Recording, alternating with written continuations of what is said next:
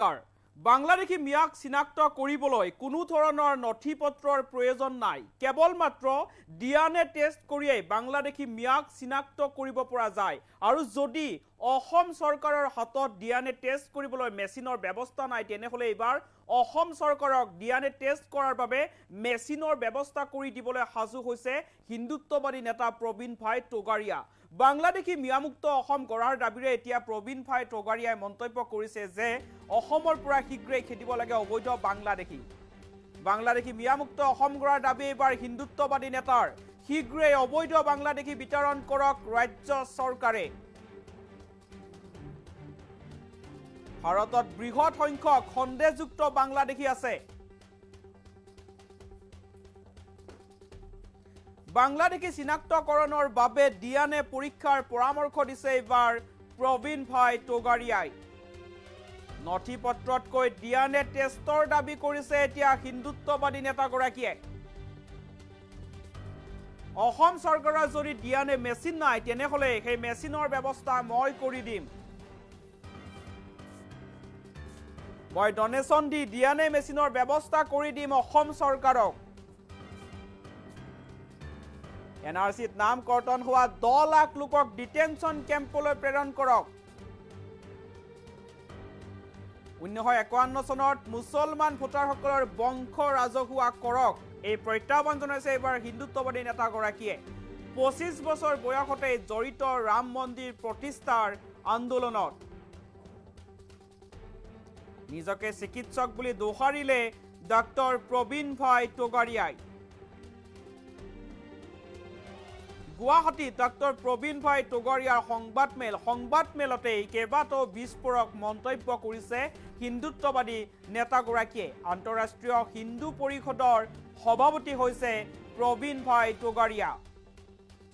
বাংলাদেশী মিয়ামুক্ত অসম গঢ়াৰ দাবী কৰিছে এতিয়া হিন্দুত্ববাদী নেতাগৰাকীয়ে। সমান্তৰালভাৱে এতিয়া ৰাজ্য চৰকাৰক অসমৰ পৰা শীঘ্ৰেই অবৈধ বাংলাদেশীক বিতৰণ কৰিবলৈ আহ্বান জনাইছে।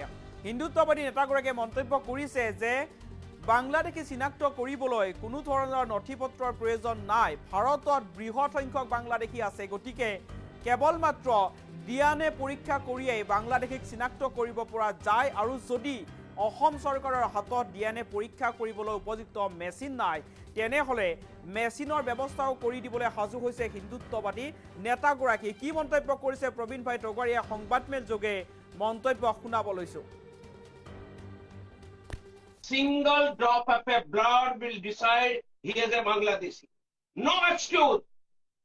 और जो फॉर्म नहीं भरेगा डी में उनको अरेस्ट करो, और गलत फॉर्म भरा है उनका डीएनए टेस्ट के बाद अरेस्ट करो। सबको डिटेंशन कैंप में ले जाओ। और आसाम वांट बांग्लादेशी मियां मुक्त आसाम करना ही होगा, वरना हर गांव से लाचित का बेटा खड़ा हो जाएगा। सब कुछ कर सकती है। It is not a question of BJP और Congress, it is a question of a government. Government can immediately detain 10 lakh Bangladeshi men who has been rejected in NRC. They can immediately detain and arrest any Muslim who has not applied in NRC. So it is not a question of a Congress or BJP, it's a question of a Assam government. And government Assam में हमारी ही सबकी है, सब आसाम के बंधुओं की। NRC में जो document की बात कही थी, गांव के मुखिया का certificate, birth certificate, school certificate, ration card, यह सब पैसे से मिलता था। उनके डॉक्यूमेंट यहाँ के मीडिया से दिखाया है, इसलिए एनआरसी फेल हुए। इसलिए मैं कोई डॉक्यूमेंट की जरूरत नहीं, ऐसा डीएनए टेस्ट का सुझाव दे रहा। Single drop of a blood will decide he is a Bangladeshi. No excuse. और जो फॉर्म नहीं भरेगा डी में उनको अरेस्ट करो, और गलत फॉर्म भरा है उनका डीएनए टेस्ट के बाद अरेस्ट करो। सबको डिटेंशन कैंप में ले जाओ। Never of A parliament, never of A part of a government. कैसे राम मंदिर बना लिया? और राम मंदिर में अभी की बात करता हूं, जम्मू में वैष्णो देवी के पैसे से मेडिकल कॉलेज बनी, पैसे हिंदुओं के, और out of 50 seat 44 MBBS seat was given to Kashmiri Muslim. Pravin Togadia ने 1 महीने पहले आंदोलन करके मेडिकल कॉलेज बंद करवा दी। I am not a part of a government. I am not There is a people's power. Don't neglect people's power.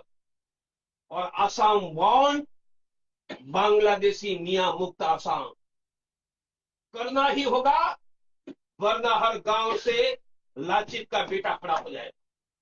Don't force Asomiya Hindu to be a Lachit Borphukan नगे. विकल्प में हिंदू लाएंगे, हिंदू सब्जी बेचेगा, फल बेचेगा, बाल काटेगा, बाइक रिपेयर करेगा, हिंदू घर चलाएगा. मुसलमान मियों को मुफ्त में भी काम नहीं देंगे. कब शुरू करेंगे? यह इसी सप्ताह से गांव गांव में उनकी संकल्प सभा रिजॉल्व पूरे आसाम में करवाऊंगा.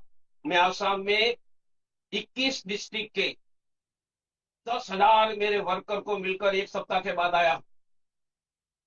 वो प्लानिंग करवा के आया हूं. मैं प्लानिंग करवाने के बाद अनाउंस करता हूं, अनाउंस करने के बाद प्लानिंग नहीं करता हूं. Single drop of a blood will decide he is a Bangladeshi. No excuse. और जो